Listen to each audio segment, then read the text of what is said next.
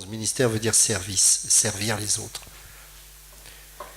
On reconnaît un serviteur de Dieu au caractère de l'agneau qui est manifesté. J'ai partagé à un frère, quand on a fait le séminaire dans le 77, et j'ai eu à cœur de lui dire à lui parce que je pense que c'est l'esprit qui m'a poussé à agir ainsi. Car je crois que j'avais reconnu en cet homme ce caractère de l'agneau. Je lui ai dit, tu sais, depuis que je sers Dieu, je vis que des frustrations. Et il me regarde choqué, il me dit, mais pourquoi Ludo tu dis ça? Je dis, parce qu'en fait, je reconnais que un enfant de Dieu, en fait, est perpétuellement frustré. Je parle humainement parlant, évidemment. Pourquoi? Qu'est-ce qui fait qu'aujourd'hui je ne suis pas dans le monde? C'est pas moi, c'est pas ma force, c'est pas ma capacité, puisque c'est le Saint-Esprit en nous qui fait que nous pouvons tenir par la grâce de Dieu. Et nous nous appuyons par la foi sur la parole de Dieu et nous avançons avec la puissance de l'Esprit Saint. Mais ce n'est pas par notre énergie de la chair, au contraire, celle-ci doit mourir. Et elle est morte. Elle a été crucifiée avec Christ. Alors comment se fait-il qu'un enfant de Dieu puisse tenir, non seulement par la grâce de Dieu, mais aussi par une forme de frustration? Parce que quand on est véritablement un enfant de Dieu, Dieu nous taille, Dieu nous brise, Dieu sectionne, et Dieu fait tout pour que jamais la gloire ne nous revienne. Et je lui ai partagé 20 ans de ma vie chrétienne en très peu de temps. Et je dis, elle se résume ainsi. Dieu m'a donné des grâces. Il y a eu des moments où j'avais des onctions pas possibles.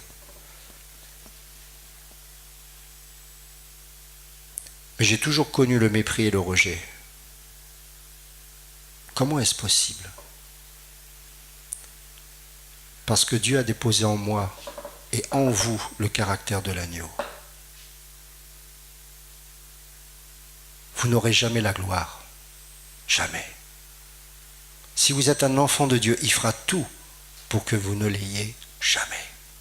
Vous aurez des déserts. Vous aurez des silences, vous aurez des incompréhensions. Il va vous demander de faire des choses sans que le monde sache, sans que ton père, ta mère, ta femme, ton enfant ne le sache. Tu vas donner ta vie dans le secret. Et ces personnes avec qui tu vas donner ta vie vont te cracher au visage, ils vont te maudire, ils vont te rejeter. Et tu pleureras dans le secret de ta chambre et tu diras, Seigneur, pourquoi? Et laisse-moi te dire une chose. Parce que tu as le Saint-Esprit, tu entendras sa voix qui dira « Parce que tu es mon enfant. Parce que tu es mon enfant. » Parce que le caractère de l'agneau fait que nous vivons le rejet, l'incompréhension. Parce que ton maître et mon maître a vécu ça. Et à l'image de notre maître, parce qu'il est notre grand frère, nous avons le même caractère. Oh, pas parfait comme lui, c'est évident.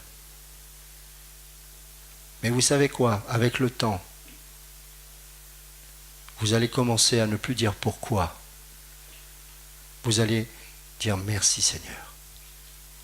Merci Seigneur parce que cet homme-là est tombé et moi je suis debout.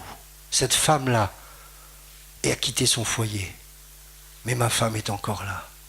Ces enfants-là sont dans le monde et je ne comprends pas pourquoi. Mais les miens sont encore là. Pas la grâce de Dieu. Pourquoi? Parce qu'à chaque fois que l'ego est prêt à se manifester, tu as été taillé par la main du Maître. Et ça te garde. J'ai compris au bout de 20 ans de vie chrétienne une seule chose. Vous savez, je n'ai pas compris grand-chose. Hein, mais au moins cette chose. C'est que en moi, il y a malheureusement la capacité d'être une gloire, un roitelet, un tyran, un tricheur, un voleur. Mais parce qu'il y a l'esprit en moi, il fera tout pour que, au travers de l'agneau, ces choses-là ne me consument pas. Je vous dis ça, ce n'est pas pour parler de moi, c'est parce que je sais que tout à chacun, vous avez certainement des questionnements. Pour la plupart d'entre vous, vous êtes plus jeunes que moi, et peut-être que vous dites, mais pourquoi lui, il vit ça, et pourquoi moi, je suis dans la galère? Pourquoi ceci? Parce que tu lui appartiens. Je ne dis pas que l'autre ne lui appartient pas, c'est pas notre problème, l'autre. Quand je dis l'autre ou les autres, ou peu importe, ça peut être des circonstances d'ailleurs. Mais parce que vous êtes un enfant de Dieu. Bénissez Dieu parce que ça vous protège. Je vais juste finir avec ça, c'est une intro, hein. C'est pas un partage, mais j'ai eu un mail un jour d'une personne, il n'y a pas longtemps d'ailleurs, et je ne savais pas que ce frère avait quitté ce ministère dans lequel j'étais avant. Et il m'avait connu dans une mission en Afrique. Et pour certains, j'avais partagé cette histoire où il y avait un monsieur qui n'arrivait pas à accepter que, en tant que frère blanc, je parle comme ça, et on avait vécu un échange, on s'est lavé les pieds, on a vraiment vécu quelque chose de magnifique. Et ce frère-là, il y a quelques jours, m'a dit, tu sais, j'ai compris que finalement, c'est très compliqué de chercher Dieu. Et c'est souvent parce qu'on le cherche dans les choses visibles, apparentes, dans des gloires vaines, dans l'éloquence, dans le charisme, dans peut-être même l'argent, ou le ministère visible, ou peut-être les soi-disant puissances et manifestations, ou je ne sais pas quoi d'autre encore. Mais il a dit, j'ai compris que finalement, la clé dans tout ça, c'est l'amour qui est manifesté au travers de l'agneau. Cet amour-là, c'est l'effacement. C'est de considérer l'autre comme supérieur à soi-même. C'est d'aller être capable de faire 1000 kilomètres pour encourager une personne. Parce qu'on ne cherche pas la gloire, on ne cherche pas les résultats, on ne cherche pas le nombre. On aspire à l'amour. L'amour. Aimez-vous les uns les autres. Oh, je sais qu'aujourd'hui, ça paraît quelque chose de banal. Ce mot est utilisé pour tout et n'importe quoi. Mais quand je me suis converti, j'ai connu un pasteur qui m'a aimé. À 2h du matin, il m'encourageait quand j'étais accro à la drogue. Il était là. Il ne cherchait pas un résultat me concernant. Il ne cherchait pas à ce que je sois un grand prédicateur. Il venait à 2h du matin parce qu'il savait que j'en avais besoin, parce que j'étais en manque. J'ai connu le caractère de l'agneau au travers de cet homme. Nous devons apprendre, mes amis, à nous aimer comme ça. Ne cherchons pas les choses visibles. Ne cherchons pas à être acceptés des autres. Ne cherchons pas à ce que notre femme nous comprenne lorsque nous faisons peut-être des choses que seul Dieu peut nous comprendre parce qu'il nous l'a demandé, et réciproquement d'ailleurs. Faisons les choses sans chercher à plaire aux hommes. Juste par amour pour Dieu. Aimez-vous les uns les autres, mais d'abord aimez Dieu. Parce que sinon on va aimer d'une manière bizarre, charnelle, intéressée. Regardez dans les assemblées. Vous allez parfois dans des assemblées, vous n'êtes pas pasteur, on ne vous dit même pas bonjour. J'ai une sœur, il y a quelques jours de cela, elle a appelé ma femme en disant « Je veux quitter cette assemblée, est-ce que tu en connais une ?» J'ai dit « Ah, ben, pas loin de chez toi, je vais voir si cette assemblée existe. » Elle l'appelle. La femme qui était une des responsables pas de l'assemblée, mais de, comment dirais-je, l'organisation, enfin de l'accueil, l'a envoyé paître.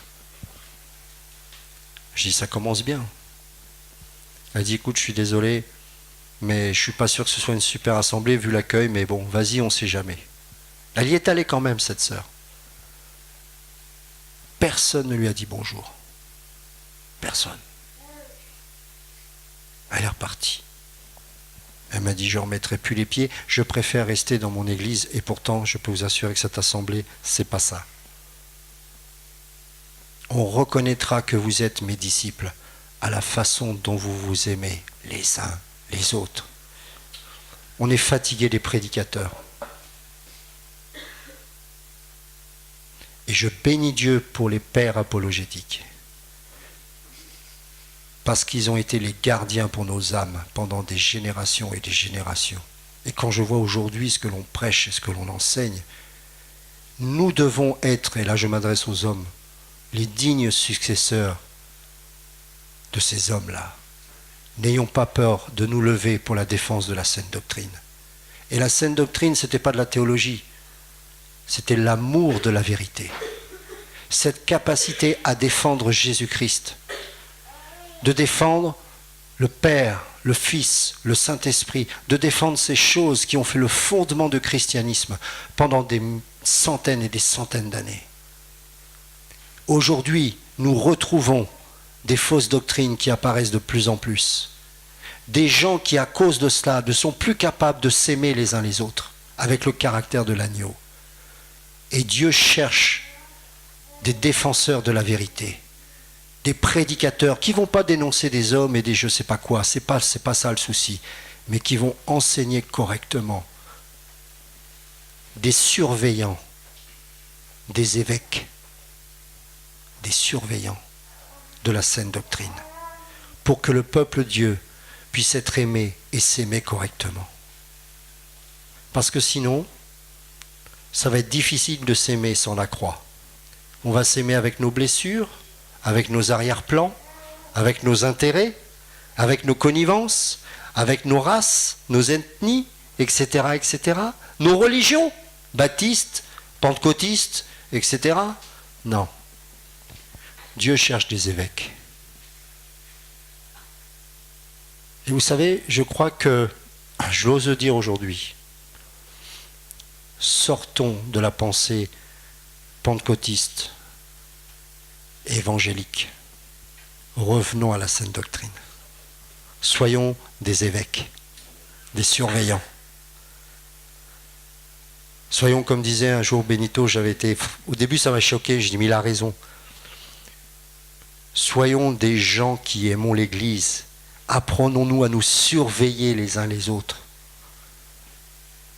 À nous checker, comme on dit en langage courant. Mais oui, mais il faut revenir à ça. Si vous saviez les assemblées à l'époque, mais c'était pas, on débarquait pas comme ça. Hein, on débarquait, les gens s'aimaient, mais on était redevables. Il faut revenir à ça. C'était juste une intro et je voudrais demander à Alizé de venir maintenant. Mais après cela, nous allons développer l'agneau. Et vous allez être surpris parce que, je ne sais pas comment le Saint-Esprit va les conduire, mais on ne va pas parler seulement du salut. C'est beaucoup plus profond que ça dans la pensée hébraïque, l'agneau. Et je crois qu'on a besoin de comprendre, bien sûr, il est difficile de dissocier le salut de l'agneau, ce n'est pas possible. Mais au-delà de ça, il y a le caractère de l'agneau. Et je crois qu'une fois qu'on aura peut-être parlé du salut, il faudra parler du caractère de l'agneau et comment manifester ce caractère. Vous remarquerez que de Genèse à Apocalypse, cet agneau, il est là. Il y a le roi, il y a le lion, mais l'agneau n'a jamais disparu. Comment expliquer ça? Il n'y a pas de roi sans agneau. Et il n'y a pas d'agneau sans roi. Indispensable. Vous enlevez l'un des deux, vous êtes hérétique. Amen. Tu viens? Ok, donc on va partager, si vous voulez bien, je partage avec vous la parole sur le thème qui a été donné. On va respecter le thème, voici l'agneau de Dieu. Et quand on parle l'agneau de Dieu, je pense tout de suite à la Pâque dans la Bible, qui est une fête centrale. Et j'aimerais, pour introduire, qu'on prenne un passage dans Colossiens chapitre 2, versets 16 et 17.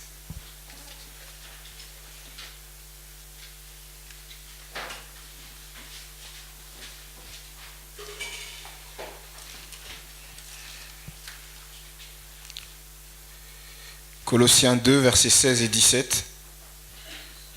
C'est Paul qui s'adresse aux Colossiens et il leur dit ceci. Que personne donc ne vous juge au sujet du manger ou du boire ou au sujet d'une fête, d'une nouvelle lune ou des Shabbats. C'était l'ombre des choses à venir, mais la réalité est en Christ. Amen. Effectivement, on sait que dans le cadre de la nouvelle alliance, ces choses nous ne sommes pas obligés par ces choses. Mais j'aime le terme de Paul ici. Paul dit que c'était l'ombre des choses à venir, mais la réalité est en Christ. Amen. Vous savez, dans la Bible, il y a un principe qui revient souvent. les choses de Dieu, avant de les voir, Dieu envoie toujours l'ombre ou l'image. Il nous est dit de Jésus, le Fils, qu'il est l'image du Dieu invisible. On passe toujours par l'image pour atteindre la réalité. Et le mot image et le mot ombre en hébreu, c'est le même mot. Ça se dit tselem. Tselem, c'est l'image ou l'ombre. Et on passe toujours par l'ombre pour découvrir la réalité. On est d'accord que c'est la réalité qui nous intéresse. Mais la Bible, comme si on nous trace un chemin. Et on ne peut pas sauter. On doit passer par l'ombre, et l'ombre va nous indiquer la réalité. Moïse a voulu voir Dieu. Dieu est passé. Il lui a montré par derrière, mais il a vu aussi l'ombre, avant que la réalité n'arrive. Amen. Et donc, les fêtes bibliques ont des enseignements profonds à nous donner. Et donc, aujourd'hui, j'aimerais qu'on partage sur la Pâque. Qu'est-ce que c'est que la Pâque? Je tiens d'abord à dire que dans les premiers siècles de l'histoire de l'Église, les pères de l'Église, pour qui j'ai beaucoup de respect, qui, comme disait Ludo tout à l'heure, nous ont conservé quand même une certaine pureté de la doctrine, dans un souci de se séparer des Juifs, ont changé la date de Pâques. Ils ont changé Pâques, et ce n'est plus la Pâque, c'est devenu les Pâques au pluriel. Et c'est comme ça qu'aujourd'hui on retrouve dans le rituel de Pâques des œufs de Pâques, des choses que si les apôtres revenaient en vie, ils seraient étonnés de voir. Mais il faut savoir que les premiers chrétiens respectaient Pâques comme les apôtres l'ont respecté, comme le peuple d'Israël l'a respecté. Pourquoi? Parce qu'il y a des significations profondes dans cette fête de Pâques. Amen. Donc dans le temps qui m'est imparti, on va essayer de développer. Bien sûr, c'est un sujet qui est vaste. Je n'ai pas la prétention de l'épuiser aujourd'hui, mais je vais essayer d'en développer quand même un aspect, si vous voulez bien. Amen. Ok. Donc Pâques, on va prendre tout de suite Luc chapitre 22. On va lire du verset 7 au verset 20.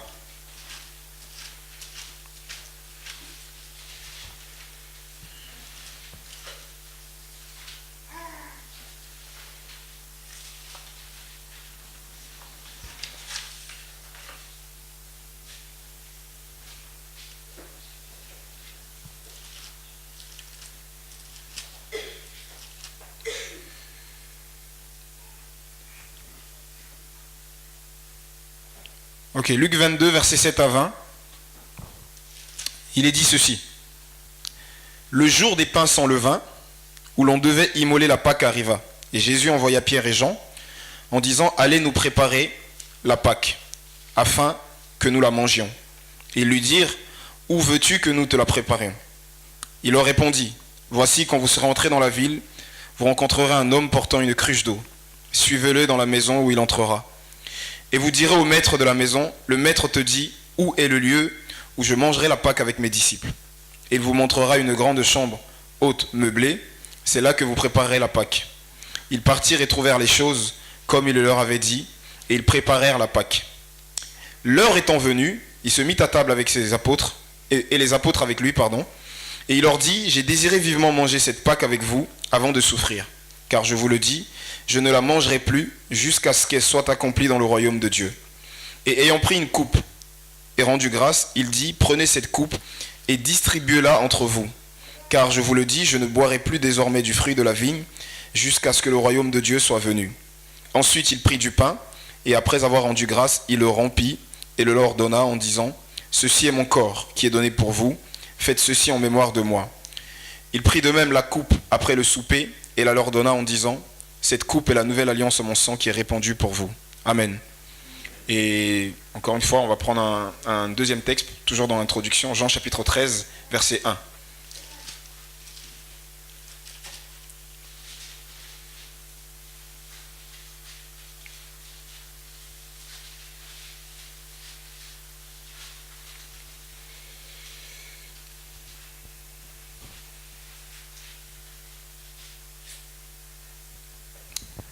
Avant la fête de Pâques, Jésus, sachant que son heure était venue de passer de ce monde au Père, et ayant aimé les siens qui étaient dans le monde, mit le comble à son amour pour eux. Amen. Amen. La fête de Pâques, Pâques en hébreu c'est dit Pessar. D'accord? Pessar, ça a une signification, ça signifie tout simplement le passage. C'est l'action de passer. Et il y a de la part de Jean, ici, il y a une allusion. Vous savez, les Juifs ont une manière d'enseigner. On enseigne les choses soit clairement, soit on enseigne par allusion. On fait des petites allusions. Et quand Jean nous parle de l'heure qui est venue de passer de ce monde au Père, il y a ici une allusion à la fête de Pâques. Le passage. D'accord ? Et Pessar en hébreu, c'est-à-dire le passage. Donc c'était le passage pour Jésus de ce monde au Père. Mais on sait bien en lisant la Bible qu'avant Jésus, le peuple d'Israël devait passer de l'Égypte à la terre promise, de l'esclavage à la liberté, de la mort à la vie. C'était aussi le passage de la mer. Vous voyez, il y a vraiment une insistance sur ce mot passage. Et dans Exode chapitre 12, le Seigneur avait ordonné d'immoler la Pâque. Vous vous souvenez de cela? Donc on va lire juste quelques versets dans Exode 12 pour avoir des points de repère, pour savoir où on va. Exode chapitre 12.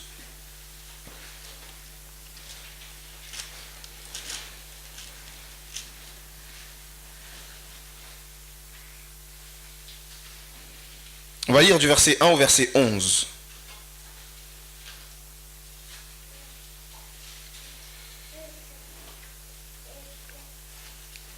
Est-ce que quelqu'un veut bien m'aider, s'il vous plaît, à faire la lecture? Parce que j'aurais aussi. Merci. Il dit l'Éternel dit à Moïse et à Aaron dans le pays d'Égypte, ce mois-ci sera pour vous le premier des mois. Il sera pour vous le premier des mois de l'année. Parlez à toute l'assemblée d'Israël et dites, le 10e jour de ce mois, on prendra un agneau pour chaque famille, un agneau pour chaque maison. Si la maison est trop peu nombreuse pour un agneau, on en prendra avec son plus proche voisin, selon le nombre des personnes. Vous compterez pour cet agneau d'après ce que chacun peut manger. Ce sera un agneau sans défaut, mâle, âgé d'un an. Vous pourrez prendre un agneau ou un chevreau. Vous le garderez jusqu'au 14e jour de ce mois, et toute l'assemblée d'Israël l'immolera entre les deux soirs. On prendra de son sang, et on en mettra sur les deux poteaux et sur le linteau de la porte des maisons, où on le mangera. Cette même nuit, on en mangera la chair rôtie au feu. On la mangera avec des pains sans levain et des herbes amères. Vous ne le mangerez point à demi cuit et cuit dans l'eau, mais il sera rôti au feu avec la tête, les jambes et l'intérieur. Vous n'en laisserez rien jusqu'au matin, et s'il en reste quelque chose le matin, vous le brûlerez au feu. Quand vous le mangerez, vous aurez vos reins sains, vos souliers aux pieds et votre bâton à la main, et vous le mangerez à la hâte. C'est la Pâque de l'Éternel. Amen. Merci. Donc, le Seigneur avait ordonné ce repas. C'est un souvenir perpétuel.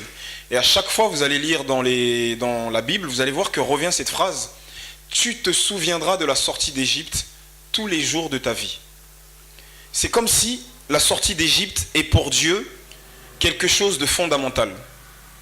Vous avez remarqué qu'au début du décalogue, ce qu'on appelle les 10 commandements, Dieu ne se présente pas comme celui qui a créé les cieux et la terre. Pourtant, c'est l'œuvre du début. Au commencement, Dieu créa les cieux et la terre. Non. Je suis l'Éternel ton Dieu qui t'ai fait sortir du pays d'Égypte. Pourquoi? Parce qu'aux yeux de Dieu, la sortie d'Égypte a une importance fondamentale. Et je vais même plus loin. La sortie d'Égypte aux yeux de Dieu est même plus importante que la création. Pourquoi? Parce qu'après cette création, l'homme s'est rendu esclave. Et pour Dieu, il n'y a pas pire que la créature qui est à son image, qui devient esclave. Alors la sortie d'Égypte, c'est le fondement de toute chose dans ce monde. Pourquoi? Parce que Égypte en hébreu se dit Mitzraïm, ça veut dire limite, étroitesse. Et le principe de Dieu, c'est de nous délivrer de toute forme d'étroitesse, qu'elle soit spirituelle, qu'elle soit physique, qu'elle soit psychologique, tout ce que vous voulez, sentimentale. Dieu veut qu'on sorte des limites. Amen. Et il se présente premier commandement, première parole du décalogue. Je suis l'Éternel ton Dieu. Et l'hébreu dit qui te fait sortir d'Égypte. Ça veut dire que c'est continuel. Amen. Et donc, comme souvenir, vous savez, la notion de souvenir, il y a deux notions dans la Bible. Écoute et souviens-toi. À chaque fois, le Seigneur dit écoute, souviens-toi. À chaque fois. Pourquoi? Parce que quand on se souvient, on peut espérer. Mais quand on n'a pas de souvenir, l'espérance est impossible. Vous voyez? Et donc Dieu ramène toujours le peuple, souvenez-vous de l'Égypte. Et à partir de là, le Seigneur avait ordonné un repas. Mais avant ce repas, le 10e jour du mois de Nissan, qui est le premier mois dans le calendrier religieux juif, vous savez que le peuple d'Israël était un peuple de bergers. Quand ils arrivent en Égypte, ils s'installent dans le pays de Goshen, qui était un pays de bergers. Et donc, le 10e jour de ce mois, 3 jours avant la veille de Pâques, le père de famille prenait ses enfants, il allait dans le troupeau, il mettait un agneau à part. Pourquoi? Parce qu'il avait plusieurs agneaux. Donc il fallait bien dire à toute la famille quel était l'agneau qui allait être sacrifié le soir de Pâques. Et vous savez ce qu'il faisait le père de famille? Il disait à ses enfants, voici l'agneau de Dieu. Donc il présentait l'agneau qui était consacré à Dieu et le mettait à part dans le troupeau pour être sacrifié 3 jours et 3 nuits plus tard. Amen. Et l'évangile de Jean, vous savez, Jean nous présente le ministère de Jésus sur 3 Pâques.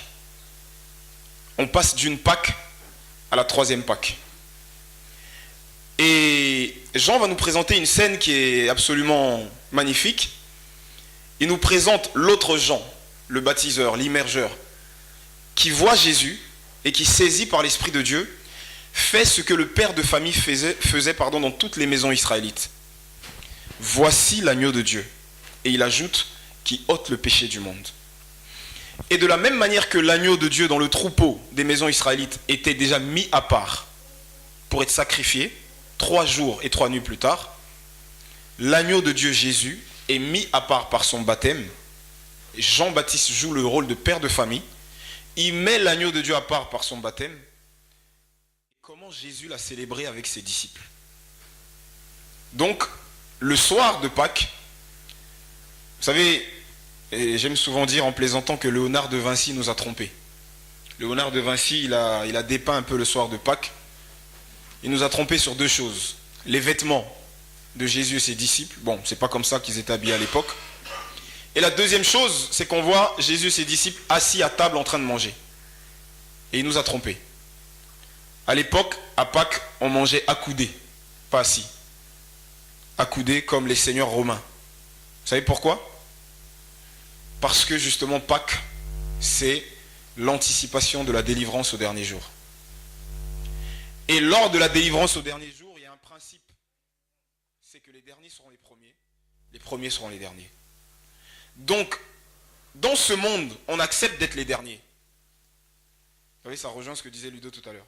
On accepte d'être les derniers dans ce monde, mais on sait que quand le Messie viendra, on sera les premiers. Et comme Pâques, c'est l'anticipation de la venue du Messie, on vit déjà comme on vivra au dernier jour. Alors on mange accoudés comme des seigneurs. Et le texte de Luc 22, il y a une mauvaise traduction. Récemment, j'étais en Grèce, chez la tante de ma femme, qui est prof là-bas. Et donc, je lui ai demandé de me traduire ce texte-là en grec ancien.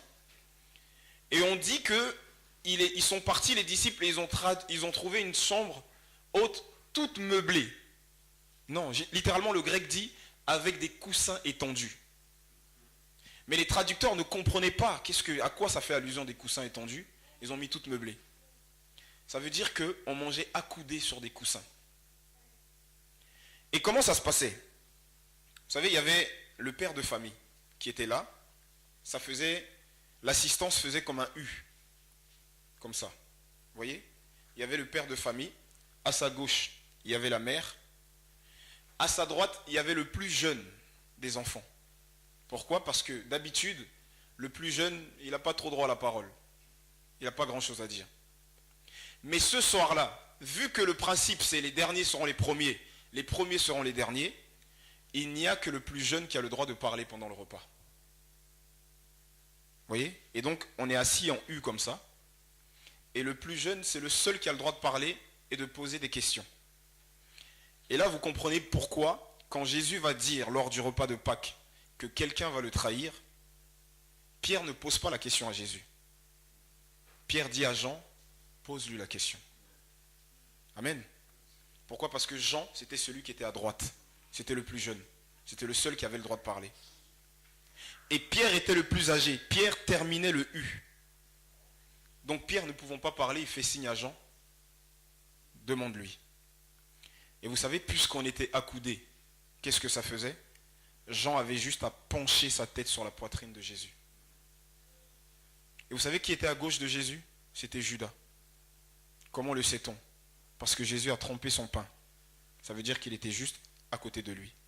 Et ça veut dire une deuxième chose, que jusqu'au bout, Jésus a parlé au cœur de Judas. Parce que si Jean pouvait se pencher sur la poitrine de Jésus, Jésus pouvait se pencher sur la poitrine de Judas. Il a parlé à son cœur pour qu'il se repente. Et il ne s'est pas repenti. Amen. Et donc, on était là comme ça, en rond. Et d'ailleurs, je fais une petite parenthèse. Vous savez, dans la Bible, on parle souvent du sein d'Abraham. Et avant, j'avais l'impression que le sein d'Abraham, c'était un lieu défini, une maison avec 4-5 chambres, où il y a marqué sein d'Abraham devant. En fait, le sein d'Abraham, c'est justement à cause de cette tradition. Pourquoi? Parce que justement, la Bible nous dit que le repas eschatologique qu'on appelle le festin des noces de l'agneau sera présidé par Abraham. Jésus dit, il en viendra de l'Orient et de l'Occident. Ils se mettront à table dans le royaume de Dieu avec Abraham et tous les prophètes. Et si Abraham, c'est celui qui préside le repas eschatologique, celui qui est à sa droite, qui est comme l'invité d'honneur, il est dans le sein d'Abraham comme Jean était dans le sein de Jésus, vu qu'on mange à coudées. Et quand on dit que le pauvre, dans la parabole du riche et Lazare, quand on dit que Lazare était dans le sein d'Abraham, c'est une manière voilée de nous dire qu'il était assis à la table d'honneur avec Abraham, dans le repas eschatologique. Amen. Et lors de la Pâque, c'est comme ça qu'on s'assoit. Et le plus jeune des enfants va poser 4 questions. Il y a 4 questions qu'il doit poser. Et il ouvre justement ces questions par cette première question. Il demande à son père, Man ishtana laylazeh. Ça veut dire, en quoi cette nuit est-elle différente des autres nuits? Et il pose 4 questions. Les autres nuits, on mange du pain levé. Pourquoi ce soir, on mange du pain sans levain? Les autres nuits, on boit de toutes sortes de boissons. Ce soir, on ne boit que du vin. Les autres nuits, on mange assis. Ce soir, on mange accoudé. Les autres nuits, on mange toutes sortes de légumes. Ce soir, on mange des herbes amères. Pourquoi? Et comme Dieu l'a dit dans la Bible, quand ton enfant te posera la question, tu lui diras, nous étions esclaves en Égypte. Le but, c'est de transmettre à la descendance pour que le souvenir ne se perde pas. Et sur la table de Pâques, chez les Juifs, il y a plusieurs éléments, mais je vais m'intéresser à 2 éléments. Il y a 4 coupes de vin. Et il y a 3 pains qui sont superposés. 3 pains sans levain qui sont enroulés dans des serviettes blanches et superposés les unes sur les autres. Alors pourquoi 4 coupes de vin? On va prendre Exode chapitre 6 pour comprendre. Exode 6, on va lire, s'il vous plaît, je vais demander encore que quelqu'un m'aide. Exode 6, le verset 6.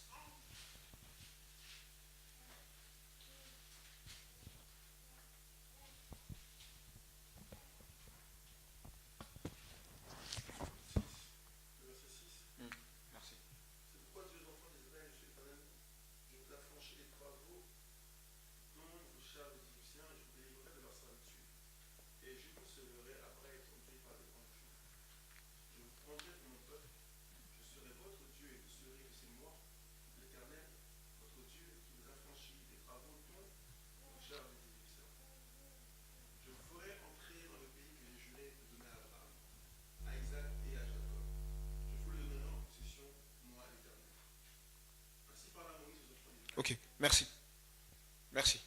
Donc, vous voyez, ici, Dieu parle à Moïse pour délivrer Israël, et Dieu va utiliser 4 termes de la délivrance.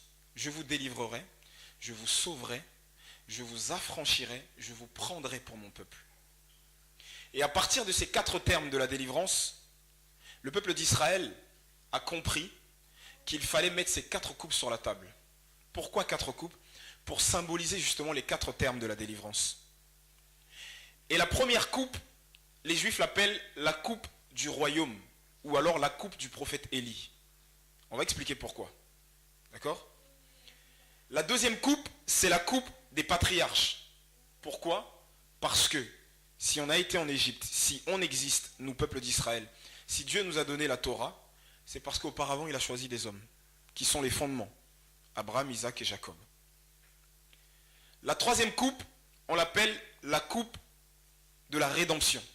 Et la quatrième coupe, on l'appelle la coupe de la Géoula, c'est-à-dire la coupe de la délivrance finale. Maintenant, pourquoi la première coupe, on l'appelle la coupe du royaume? La coupe du prophète Élie. Parce que selon Malachie chapitre 4, versets 4 à 6, Élie va annoncer la venue du Messie. J'enverrai le prophète Élie, il préparera le chemin du Seigneur. D'accord? Et donc, on dit que le Messie sera manifesté à Pâques. Si le Messie vient à Pâques, c'est Élie qui viendra le chercher. Donc, quand on se met à table, la première coupe, on ne la touche pas. On la met là, on la laisse pour le prophète Élie. C'est drôle, mais vous allez voir la profondeur de la signification. Ça veut dire qu'on commence le repas, dans aucune maison juive, jusqu'aujourd'hui, on ne boit la première coupe. On la laisse. Et on envoie le plus jeune aller regarder dehors si Élie est arrivé. Maintenant, Élie, on le reconnaît. C'est pas marqué sur son front qu'il s'appelle Élie. Élie, il peut venir sous une autre forme. Et justement, pour inspirer la crainte, on raconte quelques petites histoires. On raconte qu'un jour, un homme arrive dans une maison. Il arrive il est sale, il est mal habillé, vous savez, comme un clochard, quoi. Et un jour de Pâques, il sonne, il dit « Ouais, j'aimerais bien manger le repas chez vous. » « Non, merci », on lui ferme la porte. Ok, donc 15 minutes plus tard, on sonne à nouveau. Un autre homme arrive, bien vêtu, bien braillé. On lui ouvre la porte. « Ah, bienvenue, mangez. » Donc, pendant qu'il mange, il prend le vin et le renverse sur son vêtement. Une fois, la dame est nettoie, mais qu'est-ce qui vous arrive? Ah, excusez-moi. Deuxième fois, il renverse sur son vêtement. Et nettoie, il est maladroit celui-là. Troisième fois. Et à la fin, elle dit, mais monsieur, vous faites exprès? Il dit, en fait, je suis venu il y a 15 minutes, mais vous ne m'avez pas reçu. Et là, je reviens bien habillé, vous m'avez reçu, alors je me suis dit, peut-être que c'est mon vêtement que vous recevez. Et je suis le prophète Élie. Alors, on raconte ces histoires-là pour dire aux petits, le soir de Pâques, accueillez tout le monde.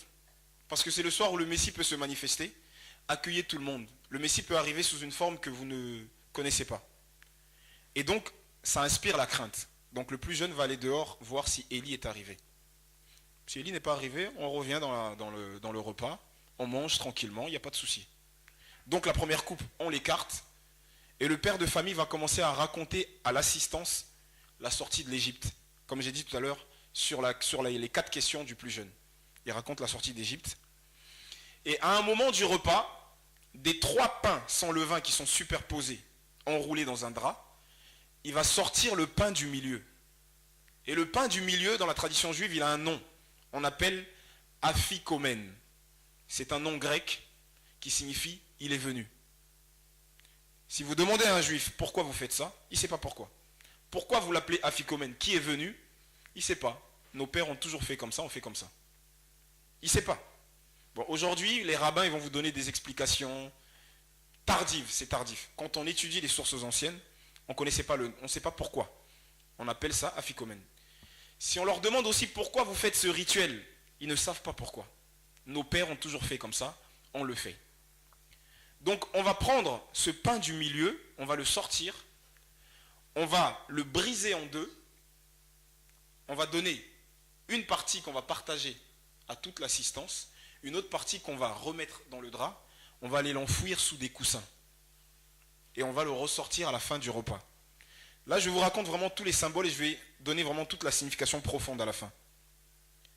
Et donc, une fois qu'on a partagé le pain à chacun dans l'assistance, on va boire les 2 autres coupes de vin et à la fin du repas, on boit la dernière coupe de vin. Et le père de famille, au moment où il brise le pain du milieu, il dit « Ceci, c'est notre esclavage qui a été brisé en Égypte et nous faisons cela pour nous en souvenir. » Et à la fin, on boit la dernière coupe, on va chercher le pain qui a été enfoui sous le coussin, on chante des psaumes qu'on appelle les psaumes du Hallel, la louange égyptienne, les psaumes 113 au psaume 118. Et après, on a fini. Maintenant, regardez comment Jésus a pris la Pâque. Là, j'arrive vraiment au point essentiel. La Bible nous dit que Jésus commence le repas, il prend une coupe.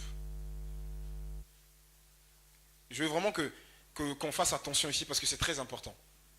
Les apôtres étaient des juifs. Toute leur vie, depuis tout petit, ils ont célébré le repas de Pâques. Mais ils n'ont jamais rien compris. C'était un mystère pour eux. Ils l'ont fait parce que les pères l'ont fait. Et eux qui ont eu une certaine habitude de célébrer Pâques, ils arrivent au repas de Pâques où on doit écarter la coupe, la première coupe, mais Jésus ne l'écarte pas. Jésus prend la première coupe et il la partage. Ça veut dire deux choses. Ça veut dire Élie est venu. Non seulement Élie est venu, mais le Messie est venu. Parce que cette coupe, on ne la boit que quand Élie et le Messie viennent. Et les apôtres qui étaient des juifs, ils comprennent tout de suite. La Bible ne dit pas tout. Mais pour des juifs, prendre la première coupe, c'est limite blasphème. Mais Jésus prend la première coupe, il boit et dit Élie est venu, le Messie est venu. C'est ça que ça veut dire. Au milieu du repas, on nous dit que Jésus va rompre un pain. Donc on sait aujourd'hui par ce rituel que le pain que Jésus a pris, c'est le pain du milieu. Jésus l'a rompu en deux. Et Jésus n'a pas dit ceci est notre esclavage qui est brisé en Égypte. Il a dit ceci est mon corps qui est brisé pour vous. Ça veut dire là où les Juifs donnaient à la fête de Pâques une signification sans comprendre, Jésus vient et révèle le mystère de Pâques. La première coupe, ce n'est plus la coupe d'Élie. Non, le Messie est venu, vous pouvez la boire. Le pain, ce n'est plus le pain de l'Égypte. C'est mon corps qui est donné pour vous. Faites ceci en mémoire de moi. Et vous savez que c'est de ce repas que va naître ce qu'on appelle la Sainte Seine. Ok ? Et donc Jésus donne un nouveau sens à Pâques. Et à la fin du repas, la Bible nous dit que Jésus prend la coupe des délivrances. Et il la boit. Et la Bible nous dit dans l'évangile de Matthieu, ils vont chanter des louanges, ils vont chanter des cantiques, qui sont les psaumes. Et juste après, il va se rendre au jardin de Gethsémane. Ok. Maintenant, les deux autres pains qui étaient superposés, qu'est-ce qu'on en fait? Ces deux autres pains, on va les prendre, on va en faire une sorte de sandwich, et au milieu, on va mettre des herbes amères. Et on va les manger. Et comme je vous disais, les Juifs ne savaient pas au temps de Jésus ce que ça signifiait. Aujourd'hui, on a donné d'autres significations. Mais qu'est-ce que signifient ces trois pains? Si le pain du milieu, Jésus a donné la signification, c'est lui le Fils, son corps qui est brisé, les deux autres pains, c'est le Père et le Saint-Esprit. Le Père, le Fils et le Saint-Esprit. Et pourquoi est-ce que le Père, le Fils et le Saint-Esprit sont associés comme un sandwich et au milieu il y a des herbes amères? Ça veut dire que dans la souffrance du Fils, le Père et le Saint-Esprit ont aussi souffert. Ils ont participé à la souffrance du Fils. Et c'est pour ça qu'on ne peut pas avoir dans la Bible une doctrine de Jésus seul. Ça c'est important. Parce que si Jésus est seul, ça veut dire que tout ce qu'il nous a dit c'est du mensonge. On nous dit qu'il a été obéissant jusqu'à la mort de la croix. S'il est seul, il a été obéissant à qui? Il s'est obéi à lui-même. Et donc, quand on croit à cette doctrine, on devient des rebelles, des gens qui ne rendent de compte à personne, des gens qui sont seuls. Vous voyez? Et là, on voit le Père, le Saint-Esprit associé à la souffrance du Fils dans le repas de Pâques. Et Jésus donne une nouvelle signification à ce repas de Pâques. Il est lui, l'agneau de Dieu véritable. Il dit aux Juifs, à ses disciples, tout ce rituel que vous avez pratiqué depuis tant d'années, c'est moi qui en ai la vraie signification. Je suis l'agneau de Dieu. Mangez-moi, il dira dans Jean chapitre 6, et vous aurez la vie. Et à partir de là, les apôtres comprennent que la véritable signification de Pâques, ce n'est plus l'esclavage de l'Égypte, mais la véritable signification de Pâques, c'est l'agneau de Dieu qui est brisé pour nous. On va lire un texte dans Jérémie chapitre 23.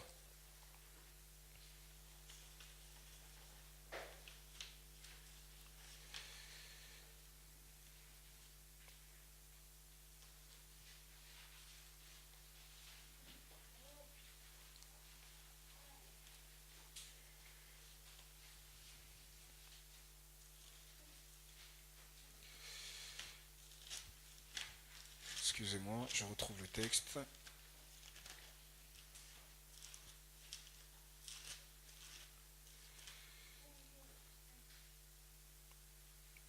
Jérémie 23, on va lire le verset 7 et 8.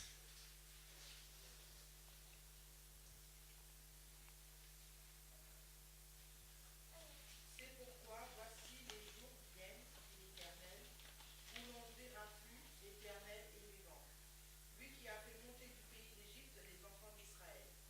Mais on dira l'Éternel est vivant, lui qui a fait monter et qui a ramené la postérité de la maison d'Israël du pays de septentrion et de tous les pays où je les avais chassés, et ils habiteront dans leur pays. Ok, amen, merci. Voici les jours viennent. Vous savez, dans les livres des prophètes, quand il y a souvent ce terme, en ce jour-là, où voici les jours viennent, très souvent, pas tout le temps, il y a des exceptions, mais très souvent, on se réfère au temps messianique. Voici les jours viennent, on ne dira plus l'Éternel est vivant, lui qui a fait sortir Israël d'Égypte. Ça veut dire que le souvenir de la sortie d'Égypte va être effacé. Parce que Dieu va faire quelque chose de plus grand. Et dans la pensée hébraïque, il y a ce qu'on appelle le deuxième exode. Il y a eu un premier exode. Dieu a pris un homme qui s'appelle Moïse, qui a libéré le peuple, au travers de signes miraculeux. Il lui a donné la Torah. Il a fait des miracles. Il y aura un deuxième exode. Et Matthieu va nous présenter son évangile. Il va nous présenter Jésus comme étant un deuxième Moïse. Jésus revit l'épopée de Moïse. À sa naissance, on veut le tuer. Il y a un décret pour tuer. Vous voyez? Quand il va en Égypte, Dieu dit à son père, retourne car ceux qui ont voulu à ta vie sont morts. De même que Dieu a dit à Moïse en Madian. Et Matthieu veut nous présenter Jésus comme étant Moïse. Le deuxième Moïse, celui qui fait le deuxième exode. Vous voyez? Et donc, Jésus est celui qui, par sa mort et sa résurrection, comme le symbolise le pain qu'on cache et qu'on va chercher à la fin du repas, qui symbolise la résurrection de Jésus. Pourquoi? Parce qu'il ne faut jamais mentionner la mort de Jésus sans mentionner sa résurrection. S'il n'y a pas de résurrection, la mort de Jésus n'est qu'un échec. Amen. Et donc, ce Jésus-là, c'est lui qui va faire le deuxième exode. C'est lui qui va sortir non seulement Israël, mais les nations que nous sommes, de l'étroitesse, des limites de l'Égypte. Et Jésus nous sort par sa mort et par sa résurrection. Il vient nous chercher et il nous sort. Et c'est très intéressant. Parce que là, on a lu la Pâque selon Luc. Mais quand vous lisez la Pâque selon Jean, la Bible nous dit qu'ils vont chanter des cantiques. Matthieu 26, 30 nous dit qu'ils ont chanté des cantiques. Et je vous ai dit que les cantiques qu'ils ont chantés, c'est le psaume 113 au psaume 118. On reviendra dessus à la fin. Et Jean nous dit quelque chose de très intéressant. Jean nous dit, il alla dans un jardin. Les autres évangiles nous disent qu'il est parti au jardin de Gethsémané. Mais Jean, d'une manière encore, par des allusions, Jean nous dit qu'il est parti dans un jardin, sans préciser. Pourquoi? Parce que Jean veut nous faire allusion au jardin d'Éden. Qu'est-ce qui s'est passé dans l'Éden? Il s'est passé que l'homme qui était revêtu de la gloire de Dieu a chuté. Et il a chuté par 3 tentations. 3 tentations que le même Jean nous donne dans 1 Jean chapitre 2, verset 15. La convoitise des yeux, la convoitise de la chair et l'orgueil de la vie. Convoitise des yeux, ils ont vu que le fruit était beau. Convoitise de la chair, qu'il était précieux pour ouvrir l'intelligence. L'orgueil de la vie, vous serez comme Dieu. Et toutes les tentations qu'on peut subir dans ce monde ont pour base ces 3 tentations. Tout homme est soumis à ces 3 tentations. Et vous allez remarquer que Jésus, au début de son ministère, quand il est conduit au désert par l'Esprit de Dieu, il est soumis à ces 3 tentations. Il dit, regarde ces royaumes, l'orgueil de la vie, je te les donne. Si tu te prosternes et m'adores. Il eut faim, change ses pierres en pain, convoitise de la chair. Orgueil de la vie, si tu es fils de Dieu, jette-toi. Et là où Adam a échoué, là où Israël a échoué au désert, Jésus réussit. Et la Bible nous dit quelque chose de très intéressant. Satan le laissa jusqu'à un moment favorable. Et le moment favorable, c'est où? Gethsémane. Et Jean dit un jardin. Pourquoi? Jean veut nous présenter Jésus comme le second Adam. Celui qui réussit là où Adam a échoué. Et vous allez voir que Jésus a subi encore les mêmes 3 tentations. Comment on le sait? Il a prié 3 fois. 3 fois il a prié. C'est au bout de la 3e prière qu'il a eu la victoire. Ça veut dire, il a accompli la Pâque lors du repas de Pâques. Il a donné son vrai sens au repas de Pâques. Et qu'est-ce qu'il est parti faire? Il est parti ensuite accomplir la véritable Pâque. Et j'aime beaucoup cette image-là. Je l'ai vue en rentrant. Et Ludo en parlait tout à l'heure. Il n'y a jamais de lion sans agneau. Paul dit ceci. 1 Corinthiens chapitre 11 à partir du verset 23. Lorsqu'on prend le repas de la Sainte Seine, vous annoncez la mort du Seigneur. Si on s'arrête là, c'est pas bon. Jusqu'à ce qu'il vienne. C'est 2 choses. Souvenir des choses anciennes pour une espérance. La mort du Seigneur, c'est qui? C'est l'agneau. Jusqu'à ce qu'il vienne, c'est le lion. Et si Pâques, c'est l'anticipation de la délivrance au dernier jour, lors du repas de Pâques, le Seigneur vient par anticipation, par son esprit.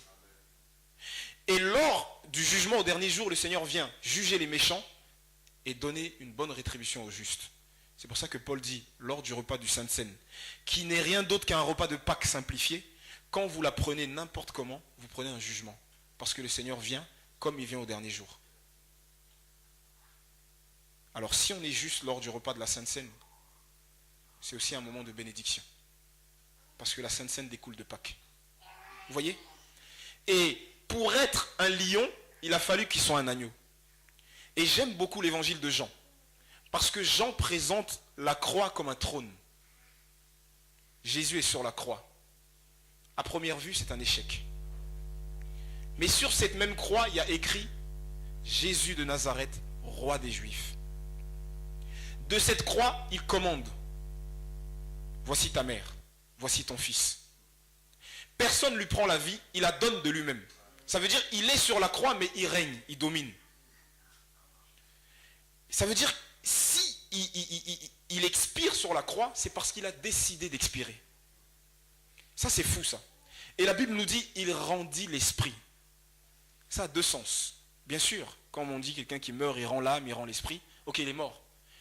Mais le 2e sens, c'est aussi, il a donné l'esprit. Parce qu'il nous est dit dans Jean 7 que l'esprit n'avait pas encore été donné parce que Jésus n'avait pas encore été glorifié. Et à chaque fois dans l'évangile de Jean, vous allez voir qu'il y a une heure vers laquelle Jésus marche. À chaque fois revient cette phrase, mon heure n'est pas encore venue. Mon heure n'est pas encore venue. À peu près 7 fois revient cette phrase, mon heure n'est pas encore venue. Ça veut dire Jésus est né pour une heure précise. Et comment Jésus appelle cette heure? L'heure où le Fils de l'homme doit être glorifié. Regardez la mentalité. Et regardez notre mentalité. Là où lui va souffrir et pleurer, il appelle ça l'heure où il doit être glorifié. Et ça, c'est un enseignement incroyable. Ça veut dire qu'il n'y a pas de gloire sans souffrance. C'est par la souffrance qu'on monte à la gloire. Et c'est par la souffrance que le Messie est monté à la gloire. Vous comprenez? Et les apôtres qui étaient des Juifs, quand ils voient Jésus qui célèbre ce repas comme ça, quand ils comprennent la signification, leurs yeux s'ouvrent et tout s'éclaire. Tous les rituels qu'on faisait sous le sacerdoce lévitique étaient tendus vers ce sacrifice. Et 3 jours après, il est ressuscité. De la même manière qu'on va chercher le pain au fond pour le sortir. Et maintenant, on va juste lire les psaumes. On va lire deux passages des psaumes qu'on chante à Pâques et on va comprendre aussi la signification. D'abord le psaume 116. On va lire le verset 12 à 13. Souvenez-vous qu'on a dit que la dernière coupe, c'est la coupe des délivrances. Et c'est la coupe que Jésus a dit, ceci est mon sang qui est versé pour vous. Ça veut dire que la délivrance, on l'obtient par le sang de Jésus. Versets 12 à 13.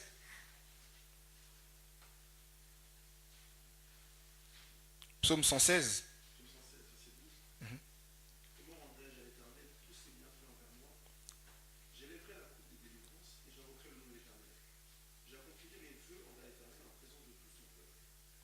Amen. Merci. La mort de ceux qu'il aime. Bon, on peut même continuer. Mais bon. Comment rendrai-je à l'Éternel tous ses bienfaits? J'élèverai la coupe des délivrances. Ça veut dire que le repas de Pâques que Jésus célèbre avec ses disciples, il célèbre déjà la délivrance avant même d'avoir vécu la délivrance. Parce que comme il dira lors de la résurrection de Lazare, je sais que tu m'exauces toujours. Il sait qui est son Dieu. Et il élève déjà la coupe des délivrances. Et à chaque fois qu'on célèbre Pâques, on se rappelle non seulement de la sortie d'Égypte, mais on se rappelle que l'agneau a été immolé pour nous. On se rappelle aussi de la résurrection parce que la Bible nous dit qu'il est ressuscité à Pâques. Amen. Il est ressuscité. Et maintenant, le dernier passage que je vais lire, c'est le psaume 118. Toujours dans les psaumes qui sont chantés. On va lire à partir du verset 17. Et on va voir que les psaumes qui étaient récités depuis longtemps au sein du peuple d'Israël et que Jésus a récité ce soir avec ses disciples-là, parlent de lui. Je ne mourrai pas, je vivrai. Verset 17. Et je raconterai les œuvres de l'Éternel. L'Éternel m'a châtié, mais il ne m'a pas livré à la mort. Ouvrez-moi les portes de la justice. J'entrerai, je louerai l'Éternel. Voici la porte de l'Éternel. C'est par elle qu'entrent les justes. Je te loue parce que tu m'as exaucé, parce que tu es devenu mon salut. La pierre qu'ont rejetée ceux qui bâtissaient est devenue la principale de l'angle. C'est de l'Éternel que cela est venu. C'est un prodige à nos yeux. C'est ici le jour que l'Éternel a fait. Qu'elle soit pour nous un sujet d'allégresse et de joie. Ô Éternel, accorde le salut. Ô Éternel, donne la prospérité. Béni soit celui qui vient au nom de l'Éternel. Nous vous bénissons de la maison de l'Éternel. L'Éternel est Dieu et il nous éclaire. Attachez la victime avec des liens. Amenez-la jusqu'aux cornes de l'autel. Tu es mon Dieu et je te louerai, mon Dieu. Je t'exalterai. Louez l'Éternel car il est bon, car sa miséricorde durera toujours. Vous voyez ce texte? C'est une description parfaite de l'œuvre de Christ à la croix. Attachez la victime avec des liens et amenez-la aux cornes de l'autel. Jésus est lui-même la victime. Mais vous voyez, dans ce texte, il y a deux aspects. Il y a l'aspect de la mort et de la résurrection de Jésus. Je ne mourrai pas, je vivrai. Vous savez, il annonce déjà sa résurrection. Et il dit attachez la victime. Mais il y a aussi une annonce de la venue du Seigneur au dernier jour. Parce que j'ai dit, si Pâques, c'est la fête de la mort et de la résurrection de Jésus, c'est aussi la fête de la venue du Seigneur au dernier jour. Et il dit, béni soit celui qui vient au nom de l'Éternel. Et ça, c'est ce que le peuple avait crié quand il est rentré le jour des rameaux à Jérusalem. Béni soit celui qui vient au nom de l'Éternel. Et il a dit, vous ne me verrez plus jusqu'à ce que vous dites, béni soit celui qui vient au nom de l'Éternel. Et donc, ce thème, voici l'agneau, évoque beaucoup de choses. Voici l'agneau.